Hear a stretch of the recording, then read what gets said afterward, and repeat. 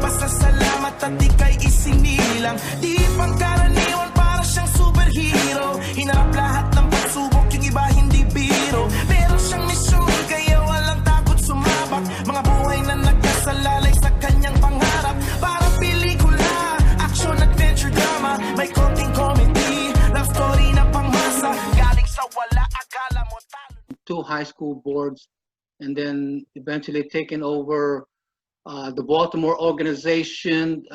It's been around in Baltimore League. Has been around for over 20 years, but it was never recognized in the U.S. as far as being an organization outside Maryland.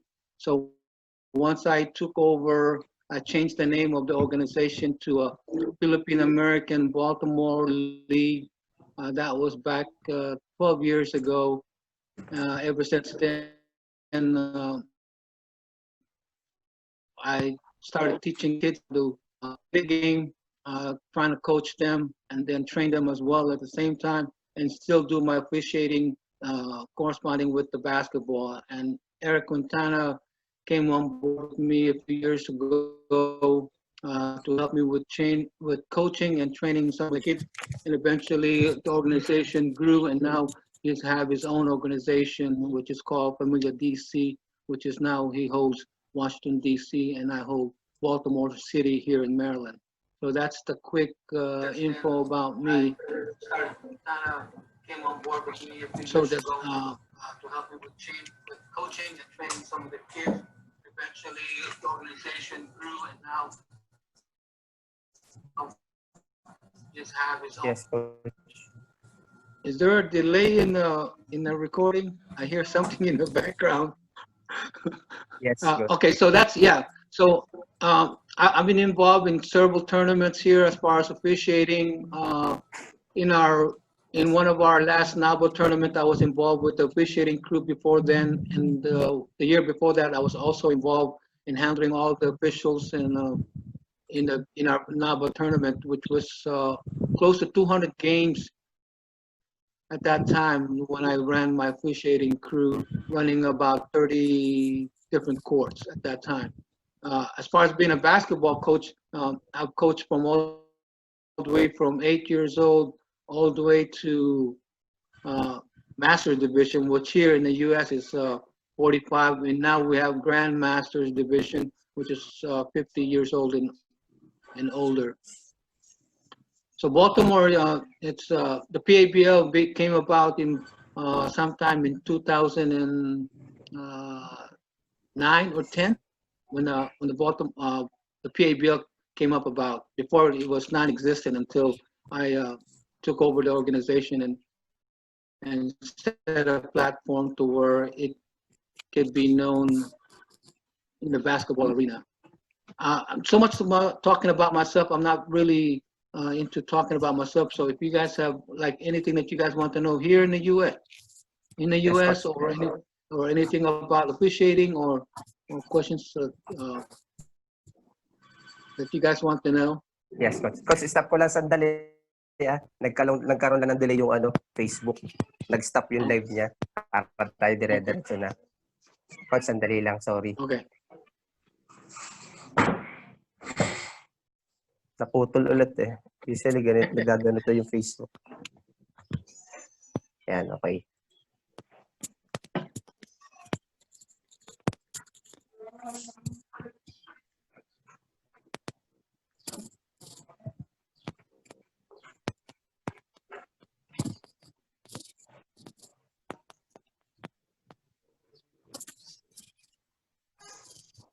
Nakikita ba natin sa Facebook natin to, Eric? Yes, Coach. Naputol lang, kaya inayos ko. Yeah, Coach. Punta ka sa Hoops International pag ni-live niya. Pasok yan. Okay. Ano yan sa live. Coach, i-introduce ka lang muna ni Mel para sa opening. Tapos, then, you can start again. Yeah, Coach. Take two tayo. Take two tayo. Take two. Okay. Hey. Yan. I love technology. Yes. Sometimes, Coach, nawawala yung Facebook, kaya kailangan i-open ulit. Okay.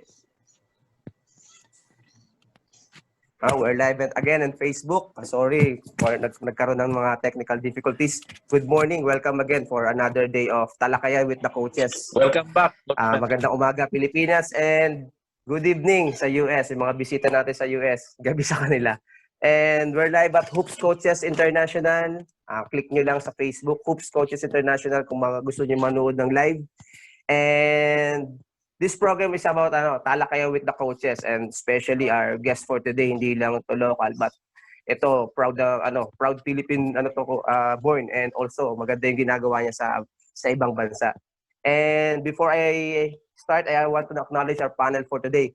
John Wilson Janela from Catanduanes and Goa Camarines Sur. Tama, Coach, ano? Coach. Yes, tama. And Coach Enrico Quintana from Washington, D.C. Yan.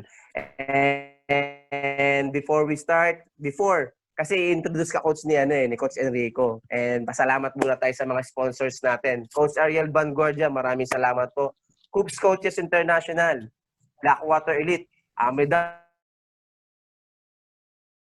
Sports Clothing, and kay Sir Cougar Sports. Kay mamaya, Cougar Sports tayo, kay Sir Coach Del Crisologo. Yan, siya yung bisita natin mamaya 2 o'clock. And Pamilya Washington, D.C. kay Coach Eric Quintana. Maraming salamat sa support sa Hoops Coaches and sa Talakayan with the Coaches. And Coach Enrico, pakilala natin si Coach, yung guest. Special guest natin Okay, good today. evening here in the US. Good morning in the Philippines. Let me introduce to you one of the pride here in DMV. A coach was been known coaching for the past 15 years, officiating most of the leagues here in the district of DC, Virginia, Maryland. The city director and commissioner of Baltimore, Maryland, the PABL, Filipino American Basketball League here in Baltimore, Mr. Eddie Padilla. Good evening, Coach Eddie. Welcome to our show.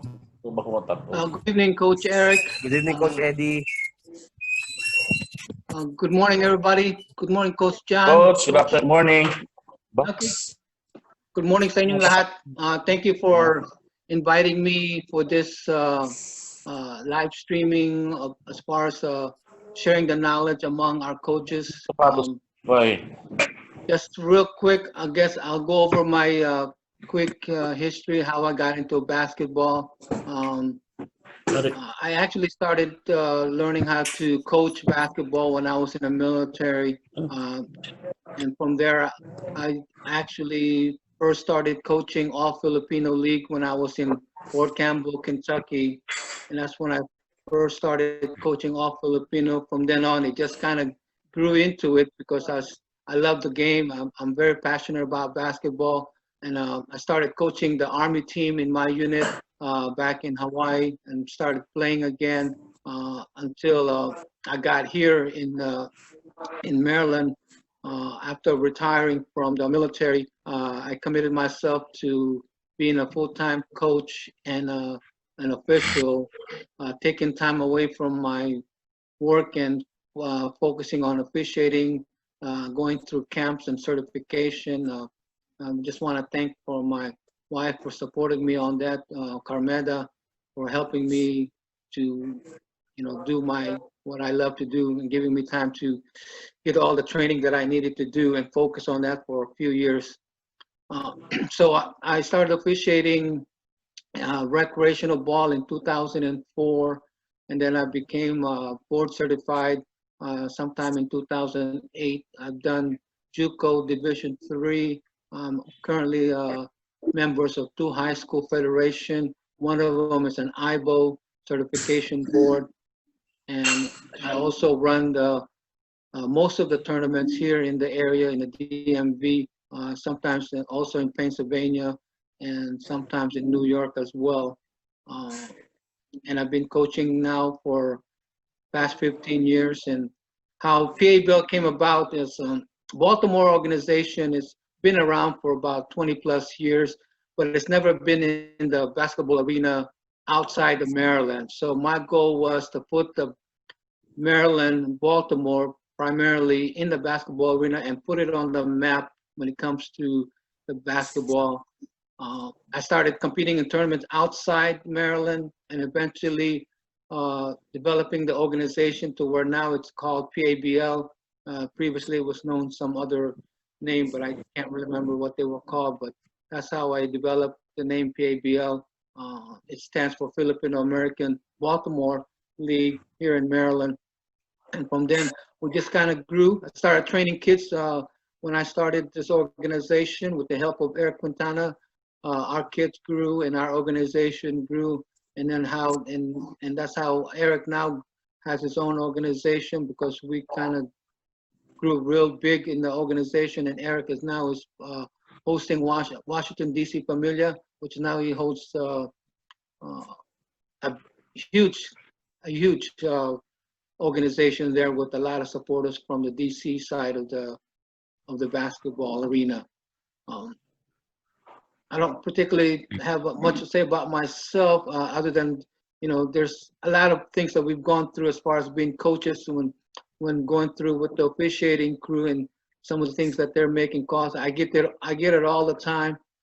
I do it once in a while when I'm coaching. I try to contain myself sometimes from the remarks, because I know sometimes the officiating is not what we like or what we want to see, but we just have to bear with it until the game is over, and then learn from whatever they made a call or mistake that they have, or try to understand why is the reason why they made that call, or was that the right call that they made, And those sometimes are hard to do when you're in the heat of the game and you're pressed for time, or you're trying to make a last minute shot to win the game, or have your game plan to work and then it doesn't work out because somebody made a mistake by making a call that you weren't expecting to get, right? You've been there before.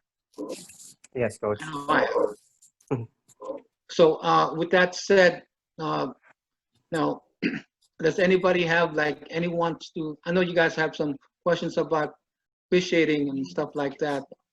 Yes, coach. First of all, coach, about the officiating. How does the officiating officials work? Kasi di ba, coach, di sa amin, ang ginagawa namin more of us countries is the FIBA. Ano yung ginagawa niyo, coach, na rules? All right, so there's sa US. Okay, so right now there's two levels I'm very familiar with here in the US. One is high school federation rule, which is high school level basketball. And then you have the NCAA, which is the college level basketball. So those are two separate officiating crew that is actually being done in the US. And the difference between the two of those rules, it's somewhere between 160 variation between college and high school federation. Now, most people go through high school level first, and then if you get recommended to go to college, somebody sees you and they recommend you, then you go to the camp, and then you go to the camp. What you do is a tryout camp and see if you will be picked up to do college if you're good enough to get selected. So that's how you get into college. For high school, you get trained for high school. You have to sit in the classroom for 3 months, 2 or 3 times a week for about 2 hours for about 3 months, and that's a high school preparation for classroom environment, interpreting the rules, and then you go through a hands-on portion in the later part of the month of your training, and then you get eventually put on small kids league, kind of develop your mechanics and your interpretation of the rules as you move up into the level of the game. Right? And Yes, now FIBA, I'm not sure how you guys get selected, because FIBA is more of a professional level in an intramural league, but it's not considered to be you guys are taught that in FIBA rules in high school as well, right? Yes, coach. Your coaches. So does your coaches get certified to referee in high school level? Yes, coach. Yes, coach. Yes. There's an accreditation for referees and basketball coaches here in the Philippines. under the SPP program. How long do they go for the training for the high school? About a month. There are courses actually, coach. There are courses for referees. There are separate courses for coaches. There's separate courses. So usually for referees, there are about 3 days, about 3 days, then 4 hours, 8 hours per day. So most probably they have 8 times 3, that's 24 hours maybe for referees. For accreditation, then yung coaches they conducted seminar also for accreditation so for SBB.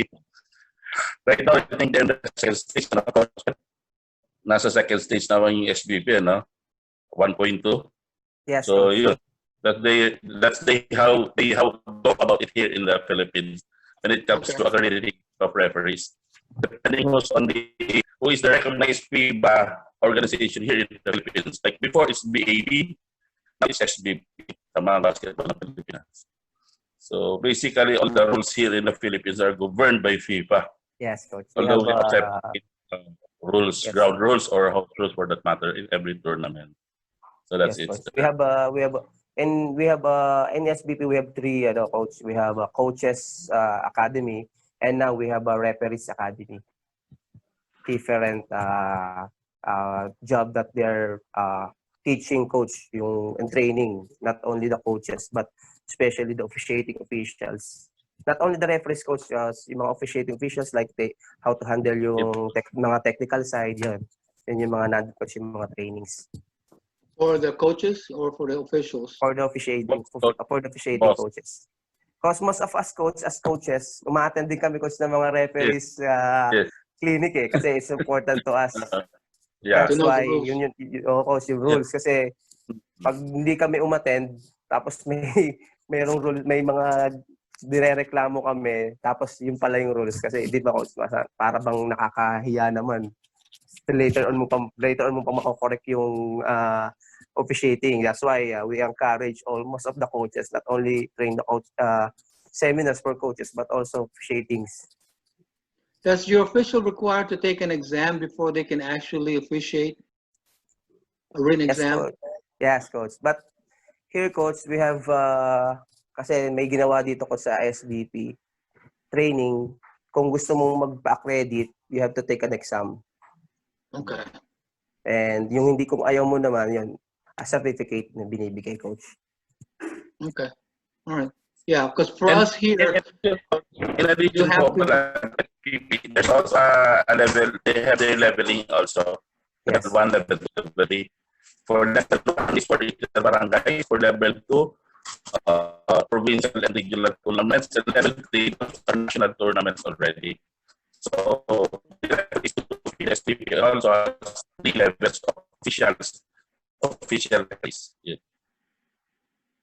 all right, okay, so what you're saying is for different levels, they have to take a test or get selected to go to the different levels? Is that what you're saying? All of them have to go test and they also have to get experience and training before they get to the level 2, level 3 positions. But all of them have to start from level 1. Okay, what about your college officials? How do they get They same belong way? to level 3. They belong to the level 3 position already.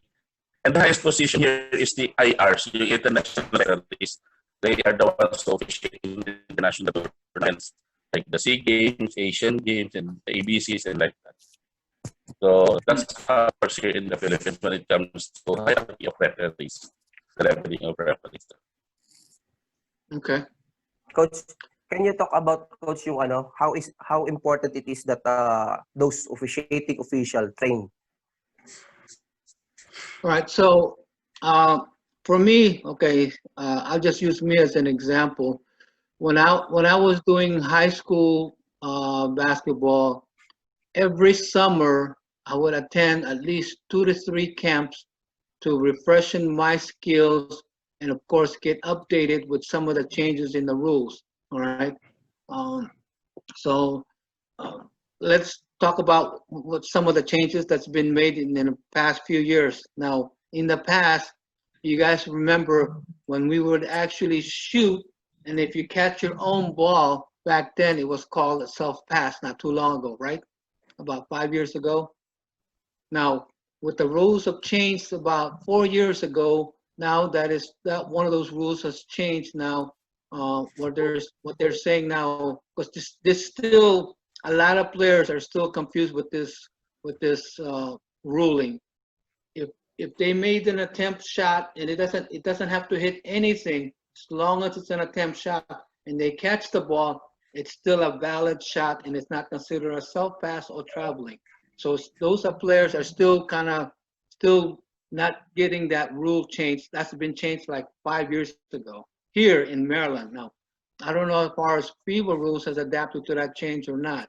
I cannot say anything about that change in that rule. You guys have changed that rule in With regards to the rules, sir, it's still the same. If you made an attempt, it doesn't hit the ring or the board or anything, you rebound it, you could shoot it, but you cannot dribble it anymore. And you cannot pass. So the only thing you could do with this is a missed shot. Nothing anything. You have to only to shoot it. If you pass it or you dribble it, it's violation already. All right, so I'm that sorry. means, so the difference in your side in the FIBA rules is once you make an attempt and you receive the ball again, you can't dribble it. No, you Right. can. All you can do is shoot it. You can You can shoot it back. Yeah. Oh. Okay, all right. So that rules is different, a little bit different from us. You can Yeah. regain possession of the ball and still dribble the ball here. I see. Because it, Okay. right, right. Yeah, Okay. because the rules here also, when you're shooting the basketball, they change also between team possession and non-team possession. In the US, once you shoot the ball, there's no longer a team possession on the ball. Once you shoot and the ball's out of the hand of the shooter, there's no longer a team possession, so the ball can belong to anybody.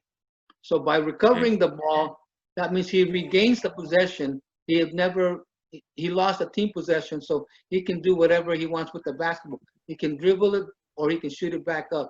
That's the change here in the US when it comes to that particular ruling. Okay? Okay, coach. Yes, coach. Thank you. That, that's a little bit different. Yes. Yeah. Eric sent me a video in reference to one of your college player. What's his name, Eric? Eric. Rishi Rivero. Yeah. So I REC. looked at his video, and I mean I've also watched his training as far as the Eurostep. His training with the Eurostep is actually excellent, and how he demonstrated doing the Eurostep. Now, some of his video clips that I was watching, where he does the skip and then he does the Eurostep. Now, if you watch it very closely, in here in the US, you can only, once you have gathered or picked up the ball, you're only allowed to have 2 steps once you have picked up or gathered the ball, right? Our golden rule has always been just 2 steps once you pick up the ball and for a layup. I'm sure it's the same thing there in FIBA, but the only thing is what they're not catching is when he does the skip jump, but he's already picked up the ball, then he does his Euro step. So it's actually, if you look at it closely in one of his videos, he's actually taken 3 steps on one of his Euro steps.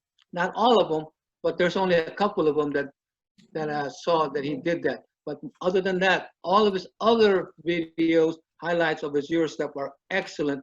The way he does his move is it's very slow going into it. Now his secondary move is a lot quicker. That's why he's throwing off a lot of people and how he's moving his feet. So that's the things that you guys want to look at, is able to see when he actually picked up the ball or stopped the dribble and where his first foot lands. That is the first step that you want to count. Some people are getting thrown off because he's moving the ball, but he hasn't actually picked it up yet. But once he picked it up, he also swings it to the left and then he goes to the right. That's what he does with the ball. So a lot of people are getting off with that and they're not catching. And I've seen a lot of, on the reaction to the video, I mean, he's got some very talented Eurostep. It's exciting to watch him do his Eurostep. So I know some of those questions were about his Yes. Eurostar.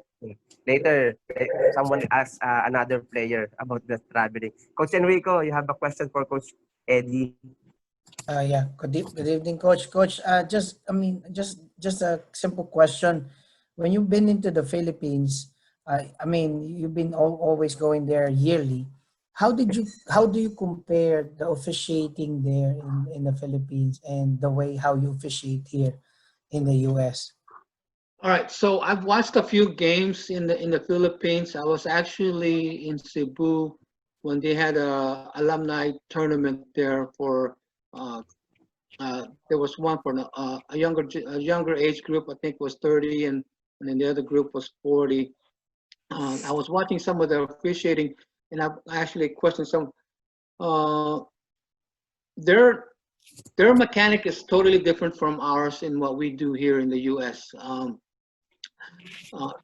I'm trying to learn their mechanics in the Philippines because their mechanics is a little bit different from our mechanics. So I was trying to understand what kind of calls that they're making. Because here in the U.S., uh, I can't really say anything about people because that may be the way they do their hand mechanics. But here in the U.S., every time that a whistle is blown, there's an indication of what call was made, you know. So, for instance, if somebody traveled, the whistle blows, the hand goes up. When the hand goes up, that stops the clock, and then we do this as a travel call, right?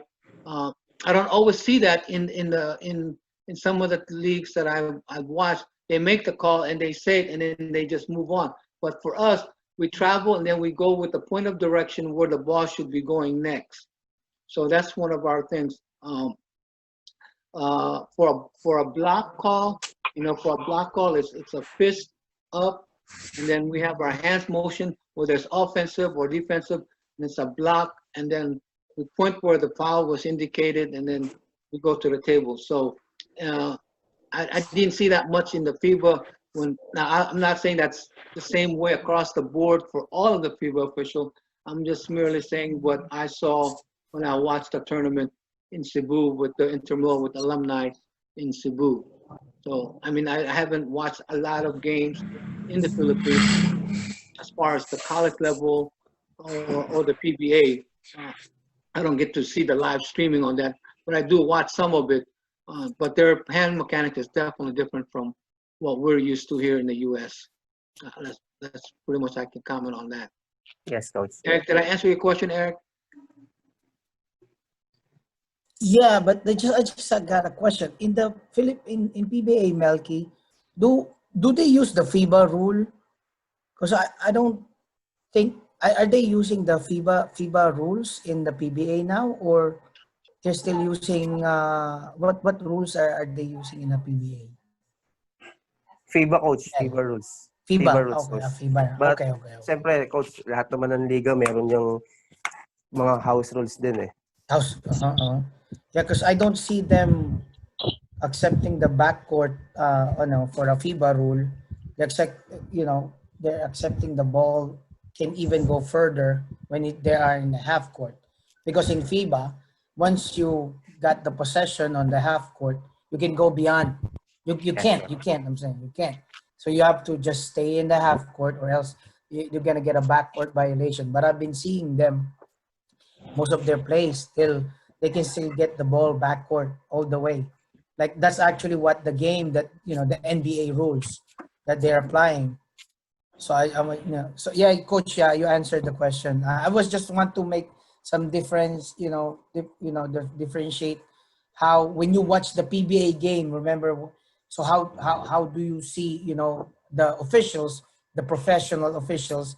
Because when you go to the barangay or any, the officiating is different than going to a little bit level, maybe the level 3, level 2 that they were saying about how they officiate those much higher division on Okay. on officiating is concerned.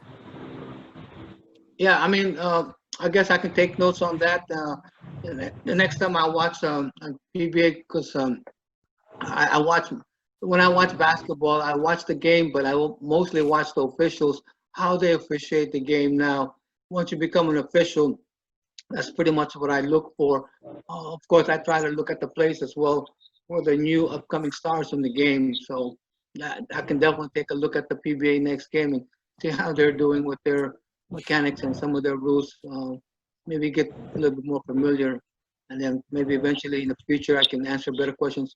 Comparison between our rules and versus the FIBA rules. Yes, Coach. Coach, maraming nanonood sa atin, Coach, about yung mga most of the mga officiating. Coach, as an official, ano yung kailangan ng referees in dealing with the players? Right. Alam mo, So kailangan equip siya, kailangan knowledgeable siya when pagdating sa players. right. So the biggest problems we have with some of the referees or the officials here in the U.S. We're all human. We're all human. We still get emotional.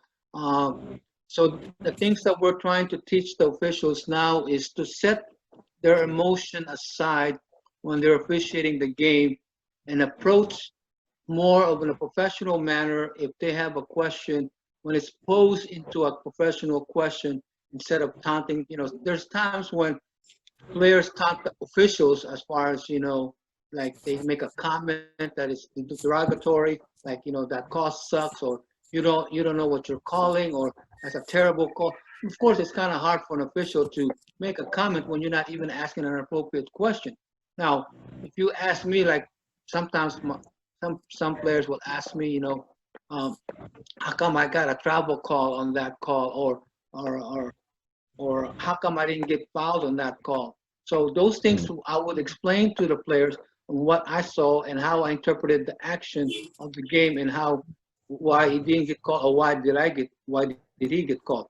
Now, for us, it's more of a staying in a positive attitude, because we're not there to make a decision whether from both sides of the team to make one better or the other. Our job is to be in a neutral position to officiate the game and answer a valid question from the coach's staff, or even for the players if they ask more of an appropriate manner.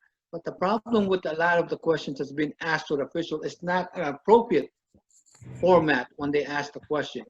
So when that comes in front of you, it's very difficult to answer that question properly. So that's one of the things that's very hard to do in the heat of the game. Because one, the player is already mad. He didn't get a call, right? He got fouled, he didn't get a call.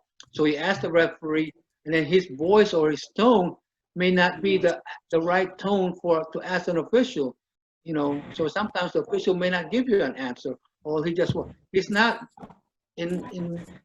by technicality, he's not required to answer any questions to any player except for the team captain or the coach. That's the rule here in the U.S.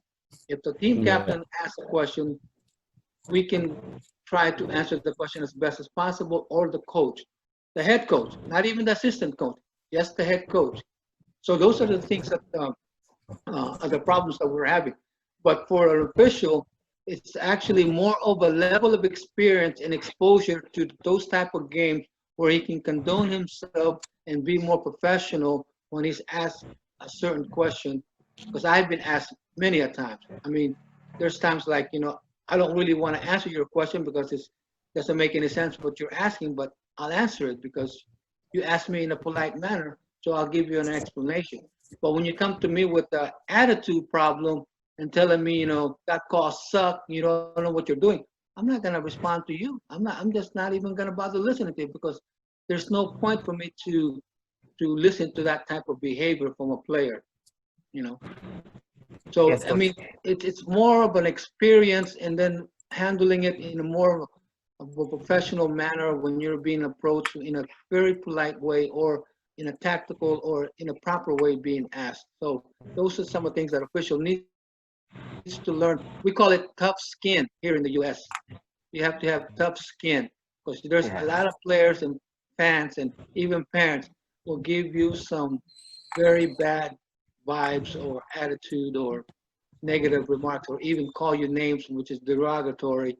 So, Yes, Coach. And we are finished now, Coach, with the players. Now, coaches dealing with the referees. Right. So, referees dealing with the coaches. Sorry. okay, so the thing is with the referee with dealing with the coaches. Now, for me, when I coach, I'm very verbal and I'm very loud. But one thing I always say is always I never say in the derogatory comment when I'm making a comment to the official. So, for example, if if if I thought that was a foul, I would say to the official, that wasn't a foul. You know, I mean, it's not like you would pose a question like, "You didn't see that foul? Are you blind?" So those are the things that the coaches have to make a remark to where it's not offensive to the official, so he can come back to you and give you the proper answer. Now, here in the U.S., no coaching staff can ask an official about any game on the court. Only the head coach can actually ask a question.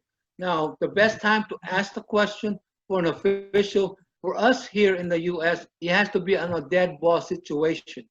Or when it's actually in a shooting foul situation, you can ask one of the officials and ask them, so how come he didn't get fouled? Or how is that a travel? Or how come that wasn't a block? How come it's an offensive foul? Whatever the call may be that you expect it to be and wasn't given that way, that's the way I would pose the question to the official, or some with the new technique that I've used now is to some of the officials that may not know me, I ask them, what did you see on that play? So that's the question I always ask. What did you see in that play? And then if he explains it to you, then you try to understand what he sees on the play. Because sometimes our view may sometimes be biased because we're rooting for our team to get the call. But he's looking at the neutral position of the game, how the contact was made, and how it was shaded. So those are the things that we have to separate ourselves from. Yes, coach. Did I Thank you, coach. answer your Yes, question, coach. It's a big help, coach. Now, coach, ito yung pinaka parang may mga nabasa kasi ako about the officiating sa US. Then, how the officiating officials, ito yung pinaka coach yung sa parents.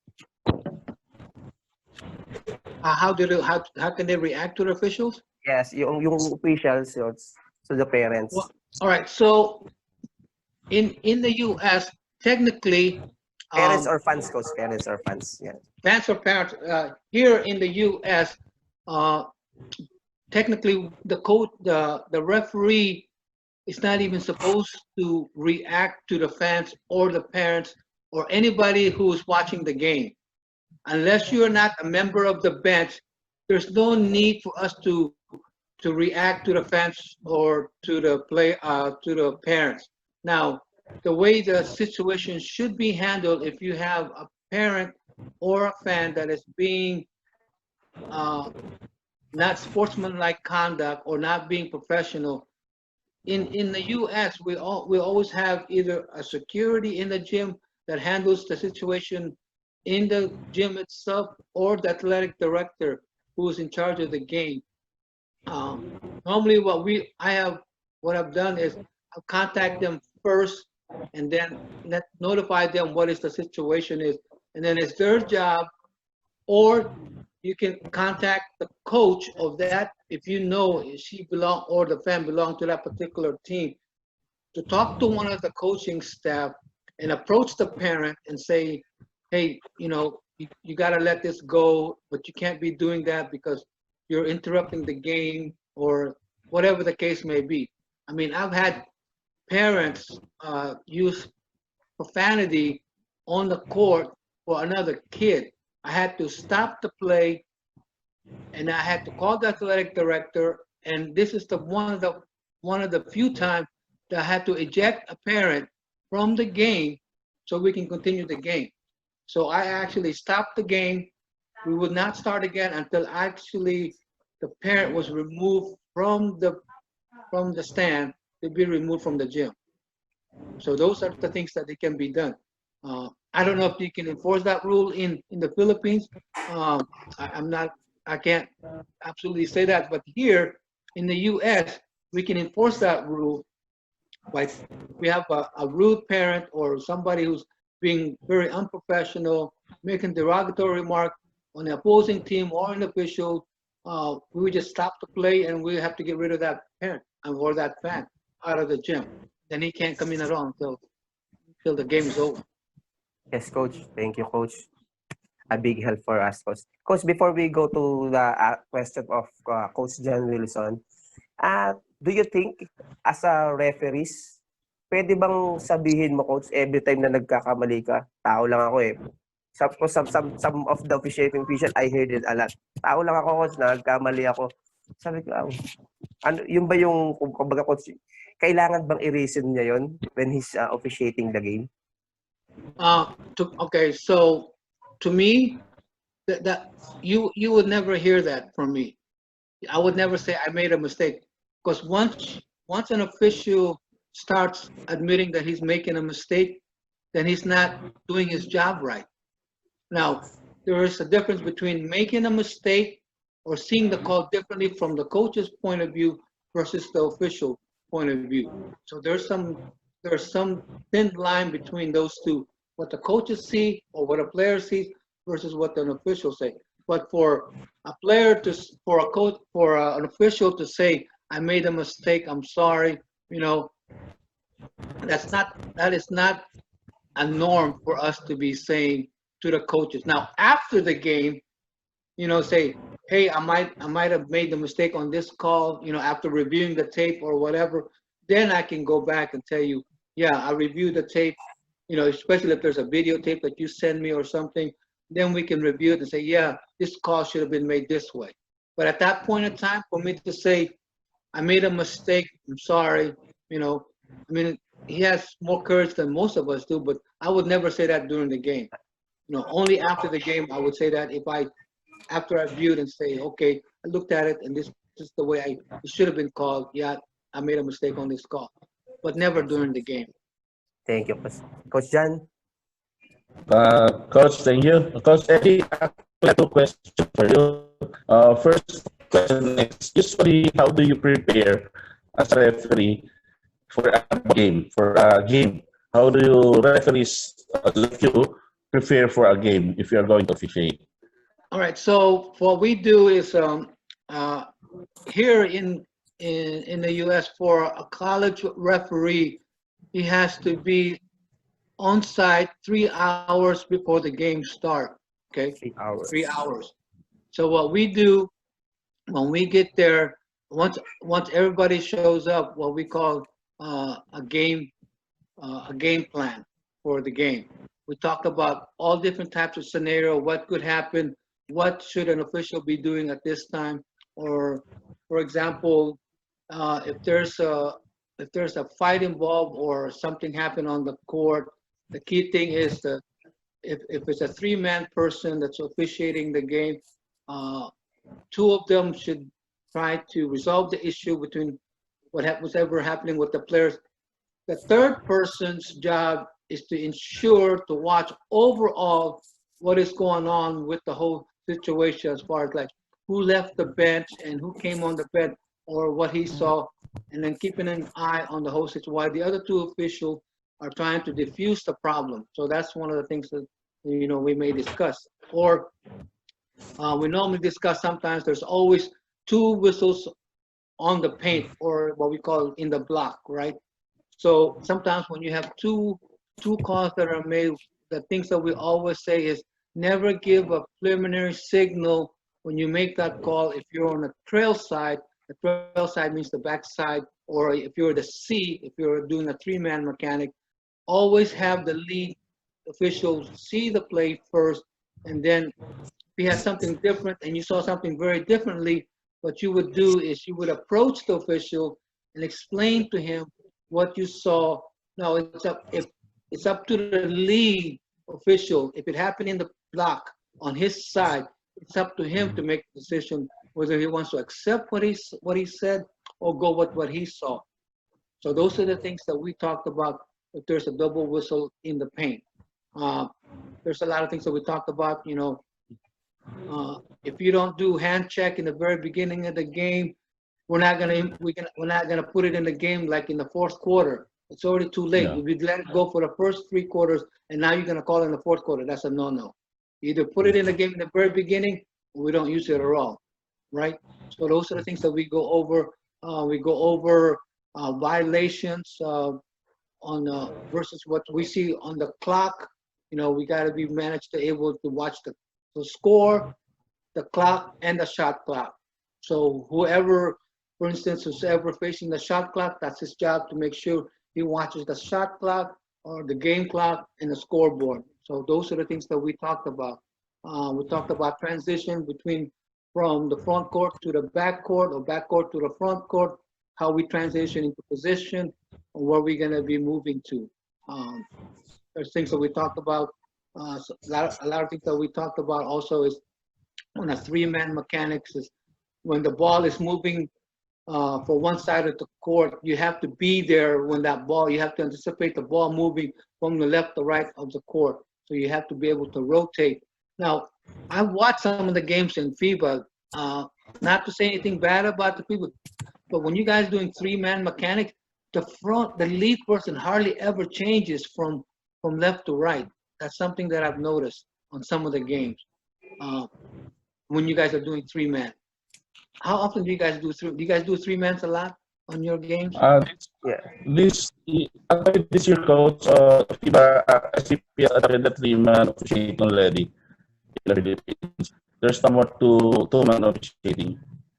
It's three-man already. Right. So Actually, here's what you guys want to watch on a three-man. When the Yes, ball coach. is in the side of the court and it's away from the lead, his job is to get to that side very quickly before it changes possession. So there's a lot of movement in the lead, and that's how the position in the C and the trail rotates into the proper position when the lead moves. When the lead doesn't move, everybody's stagnant and nobody moves, and we just watch the play from there. Sometimes we can't see those angles because you're on the far side of the court and the ball is all the way on this side on the front court. So now who's gonna look into that play? Of course somebody else has to look into it. So he's out of position to look at the play. So those are some of the things that the lead has to be actively be engaged or where the ball is moving to, so the other two officials can rotate into their proper position when he moves, so they can have a better view. The golden rule is we want 4 eyes on the ball at all times. So there's always 2 people looking at the ball in that same area, but also covering the zone at the same time.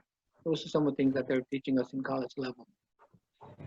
Yes, coach. Coach, did I ask you a question?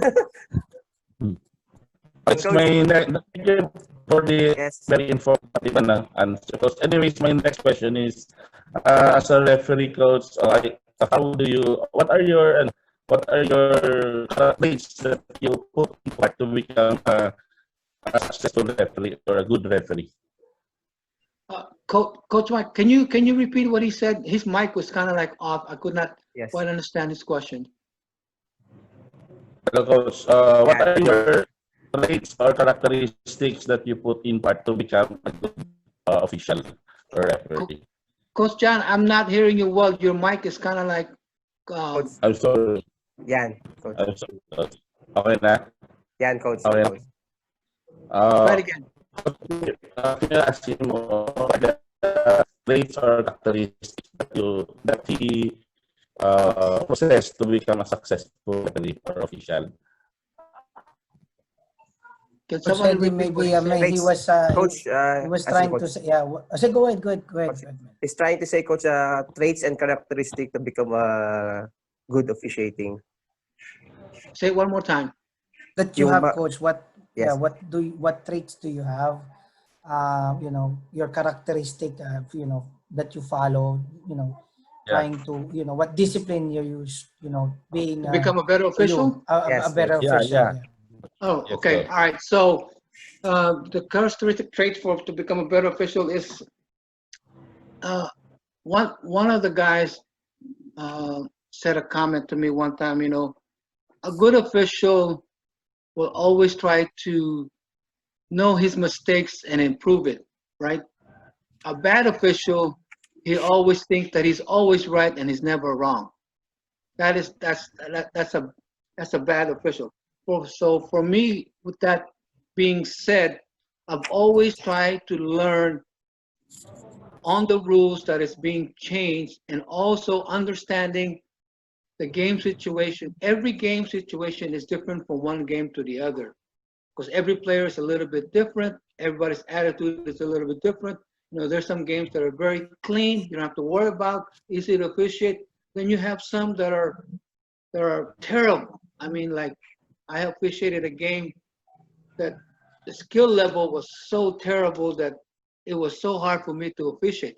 But I had to make sure that I stayed disciplined and still officiate the game. I mean, like they just like learn how to play basketball like last month, and they're in the tournament. I mean, that's how the skill level was on that particular game. And it's hard for an official to officiate those type of games because you have to make sure that you're continuously watching because they're going to do something unexpectedly that may cause some harm or cause some situation that may caught you off guard and it turn into something like a rumble or a fight or something because they don't know how to discipline themselves in the game. So those are the things that I would say is learn the different types of games and learn from each game. And then one of the key things is be approachable. You have to be approachable as an official. You can't be hard-headed and ignore everybody because everybody has a question about the game and they want to know what can they do or what can they improve. So you have to be approachable to people that are asking you questions. So that's how you can better yourself. And the last thing is you have to make sure that you go to camps or training to make sure that you're sharpening your tools in order for you to be more applicable to the next level. So you have to go to camps to train and be more better official in the following year, not just being stagnated and just doing nothing and you keep officiating because the game changes. The game always changes. It has changed from the first time I started officiating to now. There's a lot of moves that are being different, a lot of new ways to handle the ball. It's catching a lot of people off guard. So those are the things that you have to make sure that you adapt yourself as the game improves or changes. Yes, Did I Coach. answer question, Coach John? It's okay. I do. Thank you. Yes, Coach. Coach, maganda yung yung every game, yung plan. May game plan din pala yung mga officiating officials before the start of the game. Yan Yes. yan yung must of all the referees or of all the leagues na nagra-run, small yan o malaki, you have to before the game, you have to have a game plan. Kasi coach, doon mo mababasa yung both teams, especially pag kilala mo yung mga maglalaro, alam mo na kagad na-anticipate mo na okay to, kailangan natin gawin. Tingnan natin to, di ba coach, yung mga ganung sistema? Yes, yeah. I mean, those are some things that we like. If we know the teams for the school, we know which players that we need to watch. Okay, so you need to watch White 10 because he plays dirty or he always sticks his leg out or whatever the things that you already know about that player. Or if there's a matchup player between two rival teams, you also want to make sure you identify those two rival teams because dyan nag-iinit yung mga laro when you have two rival teams that are playing against each other. And then they're giving them, a little nudge here and there, and then those are the things that you want to keep an eye on because it's a rival game and it becomes heated in a very short minute. And if you don't diffuse that problem, it can escalate to a bigger problem, and then before you know it, you have a full blown out fight inside your game, which we want to prevent. Yes, Coach. Coach Enrico. Okay, Coach. I just had two questions. First, are there any experiences that, a memorable experience that you had when you officiating? Can you share us if you have any, like one of that memorable experience that good or bad or whatever that as far as you making encountered? a call? As far as officiating actually the game. Or Officiating maybe the call game. if you have, yeah. Well, there was a tournament in Philadelphia that I was doing, and the team came from Florida, and this is an AAU tournament, and he's big. This kid is like 7'1" in high school, coming from Florida, and he's playing another team. I mean, like he's humongous, right? So the other team that is playing, they have some pretty athletic players, 6'5", 6'6", but this guy is 7'1", but he has no footwork. He has no footwork. So the thing is, every time he gives the ball, he's always getting fouled every time he receives the ball. But what he ends up doing is, what we're trying to teach these kids to play is able to play through the contact and finish the game. But the problem is he's not able to finish the game because he has no footwork. So he's getting fouled and he's getting frustrated. So what we ended up having to do is both me and the other, it was a two-man mechanic. So what we had to do was make an adjustment on the call because he could not finish the play every time he received 7-1. He cannot finish underneath the basket. So we ended up like back in the days when Shaq was getting fouled all the time. Remember that? So we would actually make the call so that way he can get the call and put him on the free throw line. Those are one of the games that we actually had to call the foul on a contact that's made because he could not finish a call. The other call that I've had is it's a championship game, and this was a bad experience for us. It's a championship game.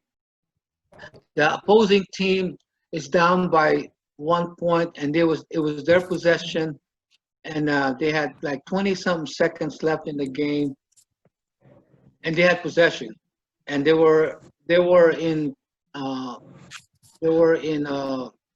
what do I want to say? They were in the bonus for a foul situation. So they ended up the ball was inbounded and the ball was given.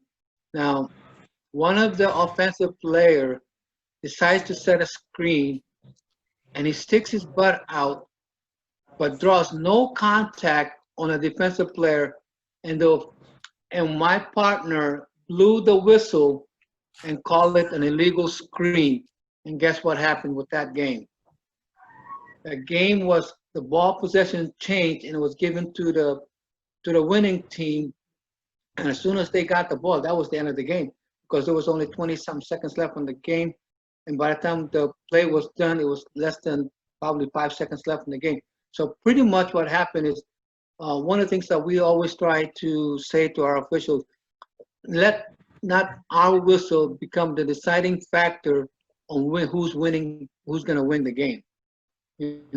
So that particular play should have been a no-call play, should have let it play throughout because there was no contact to where it diverted the defensive player in any shape or form.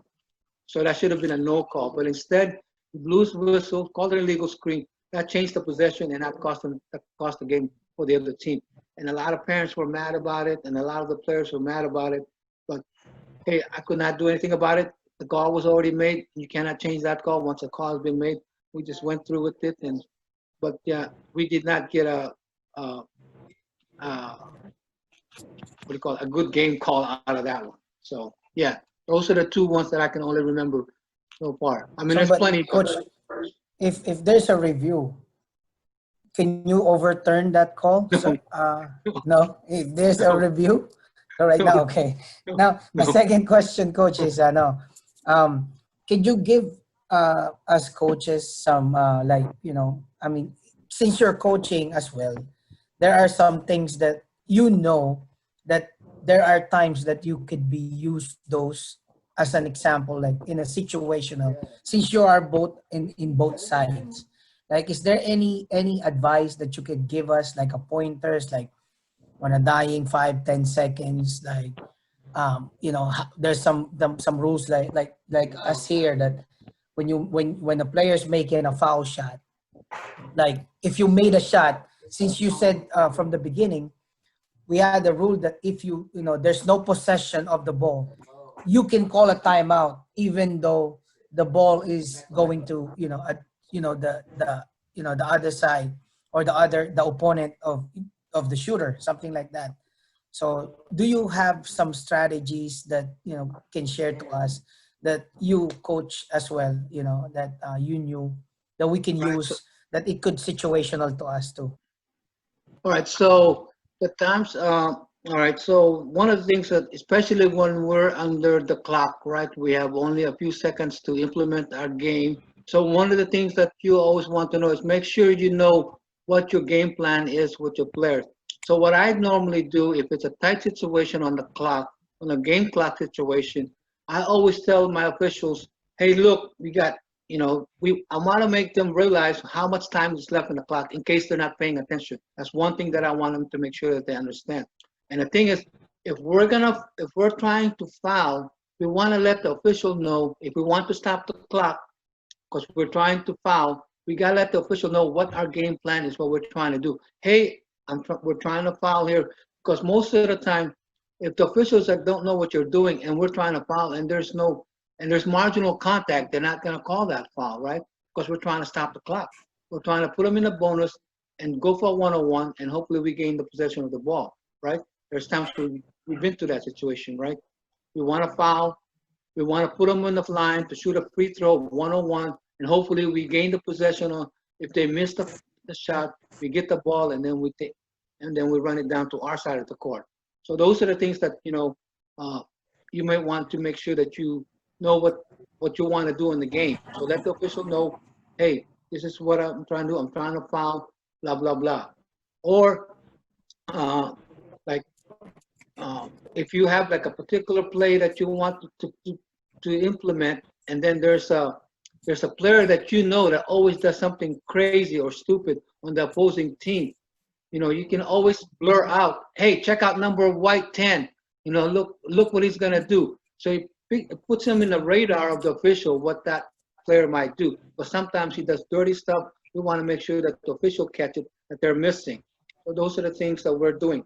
Or in high school rules, when the basket is made, the clock continues, right? In college, after the last 2 minutes of the game, the clock stops.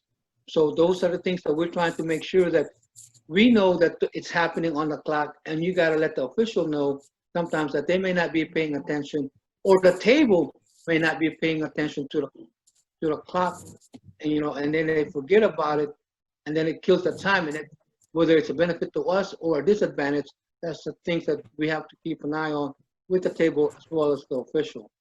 Eric, am I answering your question or? Yeah. It's just like some tips, coach, that that runs through you that normally, yeah, that's a good one. That's a good strategy normally, like to call the attention of the referee in case that like there's some particular player who do some things in the court that maybe slip on their radar. But it's just like I was asking. I mean, if you have some, but that was already a help. That's already a help. That situational in a situational ball game. Since like I said, you coaches, and you coach and you officiate. So like there's some things that they might not know, or we might not know, that you can share to us that hey, you can be able to do this as part of your strategy. That that situation that happens, especially on a close game scenario, something like that, coach. If you just, but those two that you said is already helpful. Yeah, I mean that's it's hard to sometimes to get the attention of the official if you're trying to strategize the game. The only thing I could probably say is just be key on what you're trying to do, and get the official to recognize what you want him to see, and just call that particular situation there. Because I have plenty of times where I say, hey, we're gonna try to inbound this play, and just keep an eye on this guy right here because he always does something stupid or whatever. Those kind of things, because sometimes he holds him or whatever. So those are kind of things that I always try to make sure that we communicate with an official that he doesn't see. Or the clock, hey, watch the clock, because we're going to inbound the ball. We don't want the clock to start yet until somebody touches the ball, those kind of things, especially when you're only, dying a few seconds. So, Like, Those are the only things that I could really think of that may help the officials to make sure that adjudicate what he sees on the table as well as on the floor. yeah, like for some instance, like coach, I'm coaching. I did not expect that these things can happen to a situational basketball. That, like for instance, my player, we only have like about 10 seconds to, I mean, on the ball game, and then my player is actually the one who is on a free throw doing the bonus on a double two bonus shots on a ball game. So it's only 10 seconds. So I did not. All I knew before was if you are not the one who's on the possession of the ball, you can call a timeout. So I just finally found that if we made the basket and the ball is none of any possession, I can still say to the referee, hey, when the basket made, even though it's gonna be the possession of the other team, right? So I won't be able to call a timeout because that's their possession. As long as the inbounder doesn't have the possession of the ball, I can call a timeout. So strategize on my part, even though I'm the one who made. I mean, my team is the one who's doing the free throw. So those something like I want to share to them that they might not know that there is possible for them to call a timeout when they're in, when they're the one who's making the free throw. And then you have to call the timeout before the other team holds the ball, because once they got the ball and do the inbound, that's their possession now. So you won't be able to call a timeout. So I Right. mean, Yeah. I just Yeah, that's absolutely correct. You can do that with an official, especially if he's on your side of the table. Said, hey, you look, if he makes a basket, I want a timeout.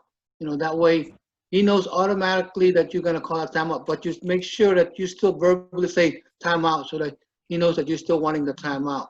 Yeah, I mean, I've done that in the past, like on a made basket, and it's a free throw. Whether it's our team was shooting the free throw or the opposing team, but you want a timeout after that basket, you definitely can say to an official, that way he already knows that you're going to call a timeout if he makes a basket. That way you don't waste any time on the clock. Or yeah, give up because the ball. some coach doesn't know that if you are on the opposing, and you already made the basket, they were thinking I can call a timeout. So just because of simply having those tips, they didn't know that, hey, it's possible for you could be able to call a timeout even though the possession is going to be on the other side, as long as Yep. you gotta call them right away. So those type of tips that I was, I'm just trying to, if you could give them some sharing for the coaches to improve their strategy or their game plan in case of the situational. So have you had some of those type of situation that you can share to us that, for some instance, like Oh example yeah, like I that? mean, I've had situations like that. My situation would have been, I want to make, we're gonna make the basket, but I want to stop the clock because in high school rule, once you make the basket, the clock runs. So I want to stop the clock.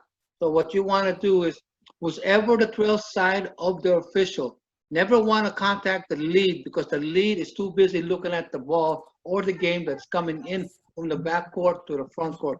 You always want to get the attention of the trail. The trail is his job to look at the table and anybody who's coming from the back court to the front court and looking at the clock and the table. That's his job to look at. So anytime you want to get a timeout, you want to make sure that you try to contact the trail official that's coming from the back court to the front court. As soon as you make the basket, you call out a timeout. That way he sees you, and then stops the clock. And then you got to look at the clock and make sure that you actually see the clock. And then he may sometimes need a little bit of a helpful hint to what time the clock was at, or when it started, or when should it, how much time should have been removed or not removed, vice versa. Have you guys been in that kind of situation where I'm not sure how the FIBA rule works, but for us in high school, a made basket, the clock continues to run. Is Yes, that yes. applied for you guys as well? Yes, same here, coach. The Same? difference Okay, is right. in offense, it's the clock runs, but every time you shot a free throw, the free throw, they shot the free throw, they will inbound the ball. When they then pass the ball, then the clock starts. Right. Okay. So yeah, that's the same rule for us. So Stopwatch what now. Eric was trying to say is, if you have a game situation, you're trying to stop the clock because you don't have much time to stop the clock and Yeah. set the play, and maybe perhaps set up a trap, or some sort of a zone trap or man-to-man, what you want to do, or foul right away, or deny the inbounder, whatever the case may be. That's the thing that you can also do to make sure that the trail official understand what your intent is when you make the basket. That you want to stop the clock and you want to call a timeout. I mean, I've done that plenty of times. I mean, that sometimes I try not to use all my timeout, and I use all my timeouts towards the end if I'm behind and I need to use my timeout. Those are some of the strategies that I've used also in the past. Good Yes. question, Eric. Thank Thank you, you, Coach. Coach. Coach, may ano lang I have a friend from he said that is Marlon Parahinog, part of our junior NBA family, but he's already in US. Sabi niya, here in US, Virgin Island, you need to take an exam to pass it, sabi niya. And sabi pa niya, Coach, how to be a referee in Maryland. What? Say that again? How to be a referee in Maryland, said Coach Marlon Parahinog. I know he's already in Virgin Island because I saw him, one of his picture is part of the officiating officials. Okay. Well, in just like in anywhere, if Virgin Islands, I'm not sure exactly how they do their officiating there, but in Maryland, for one is you have to first go to the training course. There's no way that you can be an official without taking the training course on the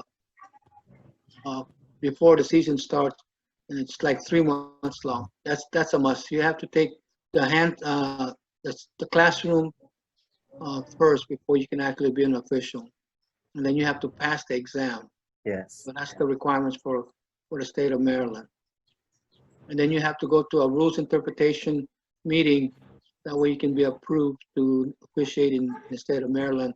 And Al Bautista is the one who handles the rules and interpretation for the state of Maryland. Wow. It's really a good training, Coach. Coach, how many days or weeks before you finish the course? It's a 3 months, for the high school, it's 3 months long, and it's 3 times a week, and it's 2 hours per classroom. Wow. And it's 3 months long. And That's then great, you go, Coach. and then you take an exam at the end of the classroom, and then you have to pass with a 75% passing grade out of 100 to be accepted. Now, there's a difference between regular high school officials and versus IBO officials. IBO is an international recognized officials all over. When you say IBO, everybody knows what IBO stands for. Now, to pass with IBO, it's a little bit different. You do the exam, but you also do a scenario questions that you have to pass. I can't remember, it's been so long ago. I think it's like 50 scenario questions, and you have to pass. I think you can only miss maybe 5, if I'm not mistaken, out of 50 on the scenario questions. So yeah, IBO is a little bit more difficult to pass than a regular standard high school federation official. Yes, Coach, he said the same rule that they are Same rule? following. Yeah. Okay. Yes, sir. All right. Coach, Cosmos of here in our province, in Tinafa, may mga leagues pa din, they're using 2-man. Coach, can you help the referees paano magpatakbo ng 2-man referees? All right. So the 2-man, it's a much difficult to officiate a game when the players are skill level to where the ball movement is very rapid. I mean, so it's hard to officiate. The key for a 2-man to be successful is the other person cannot look away from his zone to look at another play. And that's a bad habit a lot of the officials do make a mistake on, because they tend to watch the game or the ball or follow the ball. So the rule of thumb is on a two-man is cover your zone and don't watch the ball. Because if the ball is not in your zone, then you should not be looking at the ball. So those are the biggest problems we have with an officials when we have a two-man crew, because they tend to watch the ball. If it's out of their zone, they're still looking at the ball, but then they're not looking in their zone anymore. And the biggest problem with that, when we have a lot of activities going on the court, when body parts are moving, you're gonna miss an illegal screen, or somebody who actually fouled somebody, or somebody who's giving a little nudge on the elbow. You know, those kind of things that you're gonna miss when you're not looking in your zone. So our rule of thumb is when we're in a two-man crew, you have to be very strict to stay on your zone and don't watch the ball. Yes, coach. A big help, coach. Because most of the leagues here, I know, in the province, they're running only two-man. But when the finals, now they start running a three-man. Three-man. Maybe it's for the budget. It's a big help, coach, giving us pointers for two-man referees. Coach, how about the relationship of the officiating officials and also the table officials? Sometimes, coach, medyo may confusing eh. Sometimes, hindi pa nag-i-start, naglalabas na minsan eh. Naglalabas na ng bola, hindi pa na-i-start yung oras o kaya may ginagawa pa. Yeah. How important is those two things, those relationship between the table officials and the referees? All right. In the U.S., the official is responsible for the table. The table is part of the crew of the official. So what we normally do before the game starts, we do a briefing on the guys. If we have a game clock, a shot clock, and a team possession arrow. So normally there's three people and a score goalkeeper. So one of them will do probably two of those things. So there's always three person at the table to run the game. So what we do is we actually inform the table crew what their job and responsibility is. If it's a high school game for us here in the state of Maryland, we do not allow any electronic device on the table while the game is going on. So they can't have their cell phone or any kind of electronic device. So those are the things that we do not allow during the game. Now, on a recreational ball side, you know, we have to make sure that the kids understand the game, and we just have to communicate with them to understand. Now, some people do not understand how to start and stop the clock when it needs to be. So you have to educate the table as well. If they're new at the table, you have to educate them on the part when you need to start the clock and when you need to stop the clock. You have to tell them the hand signals that you and officials make when you can start the clock. You know, I always tell my guy, especially in a dying moment where you have a situation that is very imperative that you manage the game clock or the shot clock, all right, depending if you have one or the other. So I always tell my guys, you know, watch the trail guy. Once he puts his hand up and he chops it down, that's when you start the clock. So those are some of the things that we communicate with the table. With the scorekeeper, you know, we just got to make sure that what we do is in every timeout or a quarter ends, that we tell them to make sure that they match up the team fouls that are on the book and versus what's on the clock or on the wall, right? To make sure those two things are always matched. The worst thing that can happen is at the end of the game, we have a score difference versus what it's on the wall versus on the book, right? That has happened before. And that is a big problem to have at the end of the game. So to eliminate that problem, you know, you guys run 4 quarters per game. Am I correct in FIBA? You guys do 4 quarters? Yes. Yes, coach. Right. Yes. So every quarter, an official should be always telling the table to make sure that the team fouls and the score are actually identical to whatever on the clock or on the wall. So those are things that we want to make sure that we're educating. Sometimes our table are kids. I mean, that's the hardest part is kids, because kids' attention doesn't always stay on the game. They get distracted by other things. You know, if it's a guy, you know, and there's somebody walks by and it's some cute girl, whatever, and it's like, oh, his mind's already off the game. He's looking at something else, right? Or you know, meron nagpe-Facebook sa kanya or something, and then, well, you know, he's looking at his phone, and then he missed that score already. He missed the basket, or you know, those kind of things. So we have to make sure that the official stays with the table at all times. That way, it's a constant communication with the table because they're Yes, part of the crew with the officiate. yes, it means it's focus, coach. Because sometimes it happened to me. It's messing up things. Especially when I was first time I handle table officials, especially in a crucial game, I was nervous. Oh, it's tie. What did I do? I mess it up sometimes. That's the thing. Yeah, And I mean, coach, what? Wait. Coach John Wilson. My question is not related to officiating, but it's related to basketball. Okay. Hello, coach. Coach again. It's not related to officiating. there's a Since problem with Coach John. There's a problem with your mic. For some reason, you're not coming in clear. It's kind of like crackling or something. Am I? Yes, coach. Is that? Coach, Is everybody having the same Yes, problem, he's, or just me? yeah, Oh, yeah, John, he's Coach saying. John. Coach, yung sinasabi niya is not Coach. related to coaching as a referee officiating daw. anyway, Okay. coming now. Am I here? Coach, Not medyo yet. ano. Coach, parelate na lang sa kanya, Coach Eric. Yes, coach. What can you say about Kai Soto's career? What can you say about Kai Okay. Soto's career? Si Kay Soto daw, Coach coach. Eddie, what can you say about Kai Soto's career? Say that one more time. Sorry. Kai Soto, what you can say about Kai Soto's career?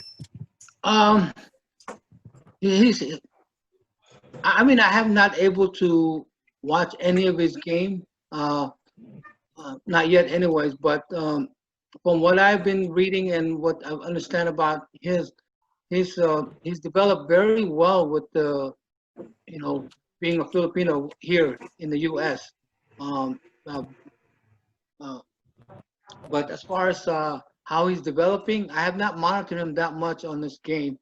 I've only seen certain highlights of him being posted in my Facebook. But as far as watching him develop, I have not seen or actually in my own to base an opinion about him. But from what I've read, he's doing really well. He's been well liked, but I have not seen him actually play in any games yet. So it's hard for me to make a comment about him at this point. Yes, coach. Thank you, But coach. he's very Coach, athletic. That's one thing Yeah. I can tell you. He's very athletic. now you're also a coach, commissioner, even a head of a league. What relationship between the head of the league and also the officiating officials? All right. So what the commissioner's job is to make sure when you get officials to work under you for your tournament or your league, is you want to make sure that the officials that you have are very knowledgeable officials and what kind of experience that they have. Because there's sometimes, and sometimes we're under budget, right? So we want to, Yeah. but we want to hire referees, but we don't have the budget to hire good referees, and then we end up getting these guys that, that works with, and all they're doing is recreational basketball or not really well experienced in officiating the game, and then in the long run, it creates a problem for us when it comes to them officiating the game. So it's important that you select a guy who's very knowledgeable of the game and trusting in him to select the guys that's going to officiate your league or your tournament, that they're capable of officiating a high level game. There's some officials that cannot officiate a high level game, Yeah. a varsity level or college level game. Some officials cannot handle that because they haven't had the experience yet. They've only handled middle school, some JV games, but never a high varsity or even a college game. Now, what in my tournament, about 80% of my guys are varsity level officials, and then about 70 to 60% of them are all college officials that I use in my tournament, and all the other ones are they've done high school, but you know they know end up mostly doing the kids game or the younger kids version of the game instead of the older kids or the men's. Yes, coach. Hello, coach. Yeah, I'm here. Yeah. Yes. Kala ko nagkano. Coach, uh, what will you tell to those yung new referees? What is your All right. advice for them? Okay, so Because what here I most of because here most of referees like in the province, they have no what you call that like a SBP referees clinic. And what is your advice for them as a referees coach, as a new all right. referees? So for my guys, I normally talk to them as far as I explained what the thing is. They have to understand the environment of the game that they're officiating because every organization's team or games are a little bit different. Some are more relaxed, some are not so skill level, some are a higher skill level, some are very competitive, and some are very headstrong or very tempered. So those kind of things that you want to explain to your officials what kind of game that you're expecting them to officiate. Um, I tell them like when they officiate the older men, like the 45 and older, you need to watch out a lot of the holding. That's the most problem we have. All these older guys can't run anymore. So what they do, they hold you. Those are kind of things that you want to let your officials know because they may not see that. Or let them know that these games, this particular two teams, they don't like each other and they tend to always get into a fight or an argument or whatever the case may be. Well, some of the guys that have worked with me that are younger, I tell them like, hey, listen, if you're not on the board yet, you need to get into the board. That way you can improve yourself, get your level of game to improve and be more experienced, and eventually, you can move up. So those are some of the things that I do. But a lot of my guys are already doing college level. So I only explain to them what to expect in my league and the type of players that I have and what they should be keeping an eye out for, especially when I have a new official working for me. Yes, coach. Maraming salamat, coach. Coach Enrico. Coach, meron lang akong last question, Coach, regarding sa mga things na like, normally, I don't know if all the coaches already know this, but like for some instance, Coach, yung bang palagi, di ba, minsan yung lumabas yung bola, or the ball is still, inside, but, You mean, are you talking about a throw in, Eric? yeah, the throw in, like Okay. nasa labas yung player. I mean, or the player went out of the court, but the ball still dribbles inside. When is the time that he could had the possession coming in from the out of bounds? Meron bang mga time limits yan before you touch, the ball, even if you're coming from the outside? Because, sometimes yung mga situational na ganun eh. And second is like yung sa half court naman, like, when will it be a backcourt? Like, for some instance, dinidribble ko yung bola, then the ball did not cross the half court. But I went to the half court already. For some instance, kunyari, nag-slip yung ball into my hands. Can I still go back there? Ano para yung mga trick na ganong klase ng mga, for some instance, kasi normally yan yung mga situation na sinasabi na, oh, it's a backcourt, but they didn't know anything about it. Parang ganon. Okay. Let me answer your first question in reference to he's dribbling the ball, he's on a sideline or somewhere near the out of bounds line, and he happens to step out of bounds and then come back on the court and regain possession of the ball. That was your first question, right? All right. Yes, Coach. Yeah. All right. So the rules, there's no time limit when he can actually touch the ball. The rule of thumb is in order for you, once you're out of bounds, you cannot touch the ball first. You must have 1 feet on the court before you can actually touch the ball. 1 feet. any foot, doesn't matter. As long as you have 1 foot on the floor, then you can touch the basketball court. Now, the other rule to that is if you have 1 feet on the court, the other feet cannot be out of bounds. The foot cannot be out of bounds. It must be up in the air or already on the way to land on the court, but it cannot be out of bounds. So means to say, coach, kunyari, na lumabas ako, then yung bola, like for some instance, the ball was dribbling inside the court, and I'm already outside. So if I step my left foot or 1 foot in, I can get the possession as long as my right foot wasn't stepping out of bounds. that is correct. Yes. All right. So the backcourt question that you have, and a lot of the officials kind of make this mistake as well, because they're just not too experienced or not exactly know what the backcourt violation is. In order for you to have a backcourt violation or being in the front court versus in the backcourt, 3 things has to be applied into that.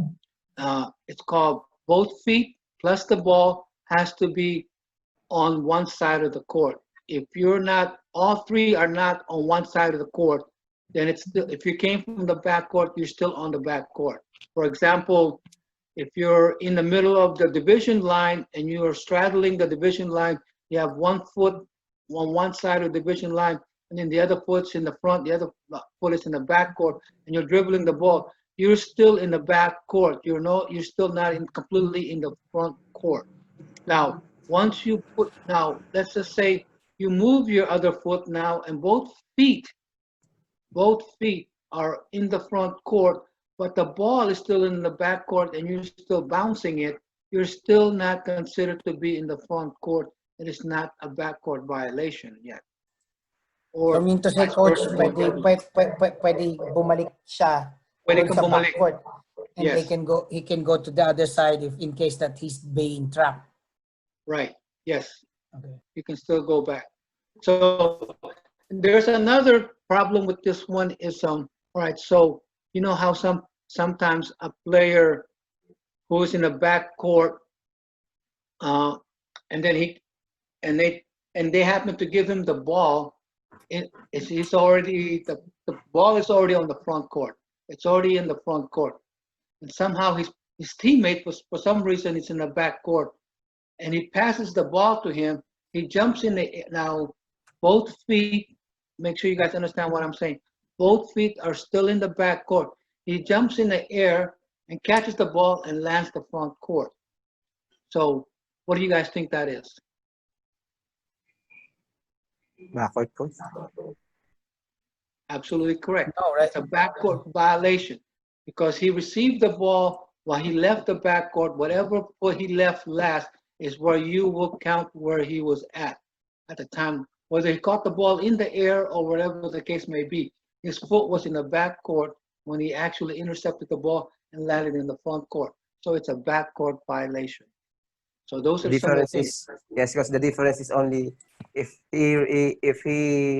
his other foot is already at the same court and the other foot is at the back court, it's legal, coach, right? No, because I understand that the ball is already in the front court. Yeah. Now, we've already established front court possession. That's the difference. We've already established we have a front court possession. Now, if he happens to be standing in the division line, 1 foot's on the back court, 1 foot is and he gets the ball, then it's still a backcourt violation because we've already established the front court possession of the ball. Yes, coach. Okay? Thank you, coach. So the other myth to this backcourt violation is sometimes when we have a loose ball, right? We have a loose ball. Let's say Eric's team had the possession of the ball, right? And he passed it to somebody, but it's got deflected from one of the defensive player, and then it hit. And we're still in the front court, and it hits one of his player, touching this last player, and it goes to the back court. Now, if he touches the ball from one of his teammates, that is going to be a backcourt violation. Even though it was deflected initially by the opposing team, but the deflection caused to make contact to one of his players on the front court. Then the ball goes to the backcourt. If his player touches the ball, it is considered to be now a backcourt violation. Even though the opposing team deflected it, but it was last touched by one of his players. Whether he initiated the contact or not, or attempted to contact, but he made the deflection to make contact with him, then it's considered to be him touching the ball last. So he means cannot to touch say, the ball. coach, Clear. like my player passed the ball and then na-deflect ng player ni Mel, but my other player touched the ball too. So, and then went to the backcourt. So it means to say, if my player touches the ball, that's going to be a backcourt. That would be a backcourt violation, correct. So when would that a possession that my player would be able to touch the ball?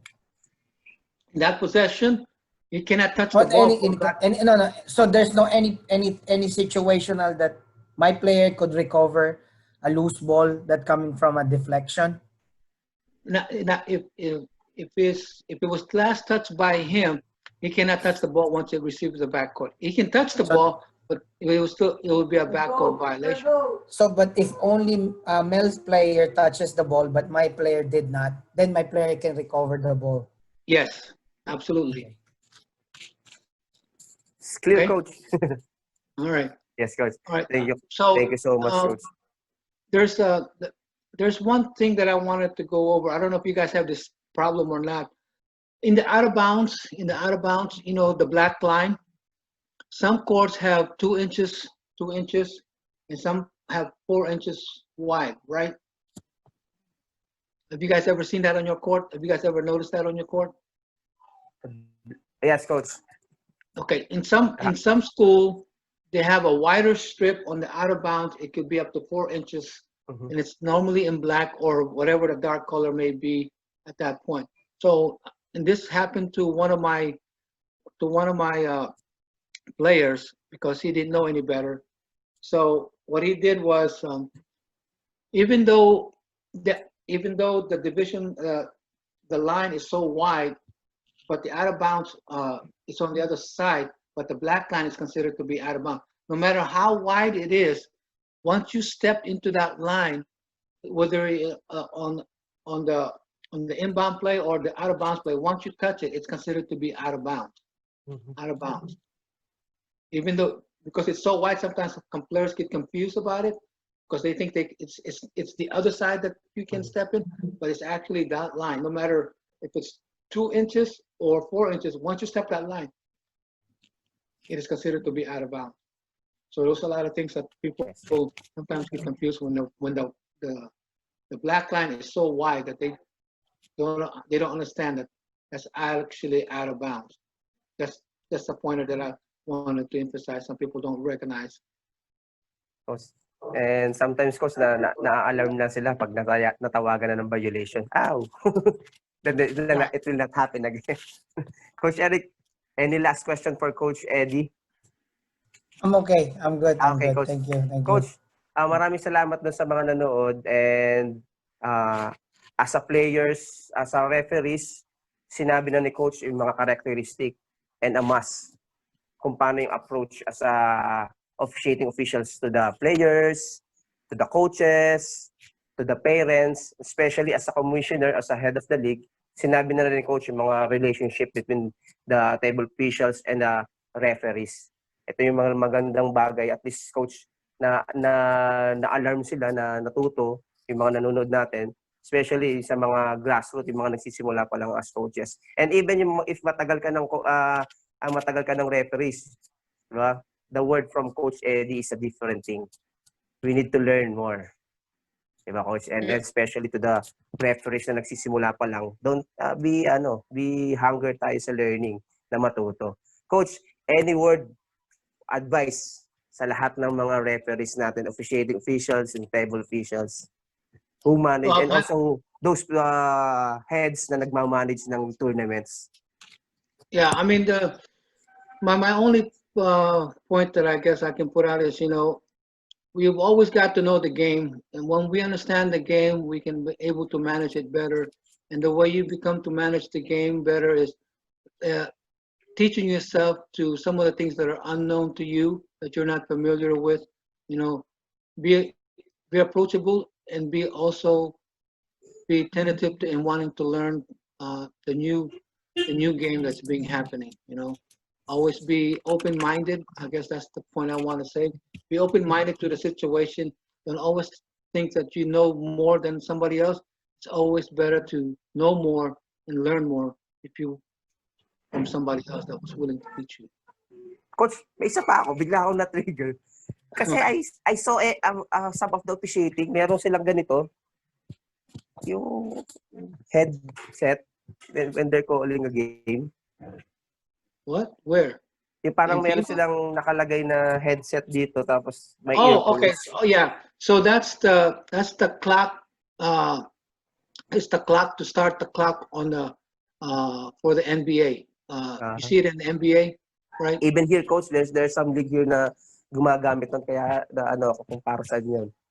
Yeah, it's to start the clock on the game clock. That's what it's for, to actually start the game clock. That piece is for them to start the game clock. So that's how Okay. they communicate with the game clock to actually start the clock. That's that piece for. It's I not a thought it's a- communication device. I thought it's a communication device for the three referees when they No, see something. Oh, punta ka dito. Doon ka. no. I It's tied thought- into the it's tied into the game clock. Yes, coach. Tied Thank you into so the much. game clock. Yeah. Okay, coach, maraming salamat coach sa mga nabahagi mo for lahat na nanonood, especially coach dito sa area natin sa Philippines, yung mga referees. Maraming salamat coach. And before we end coach,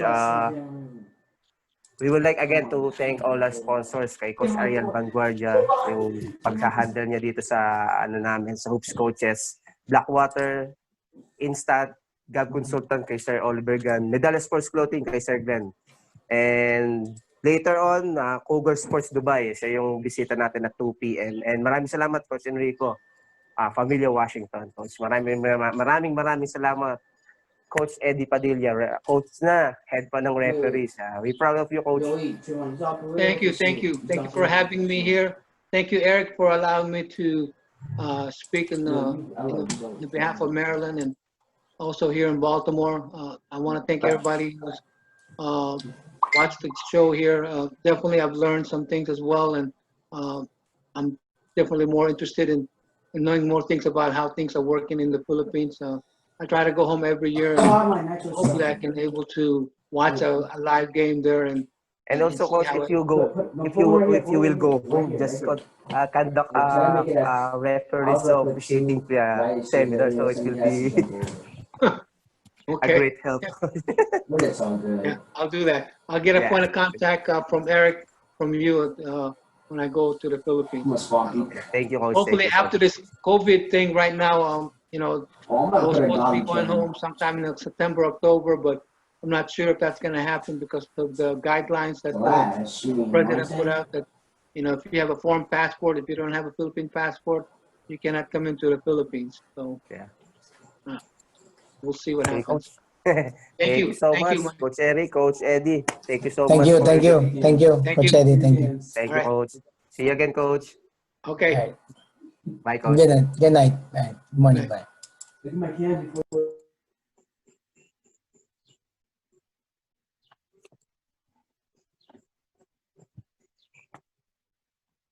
See you again, Coach Eddie. Thank you. Okay. Thank you, Coach.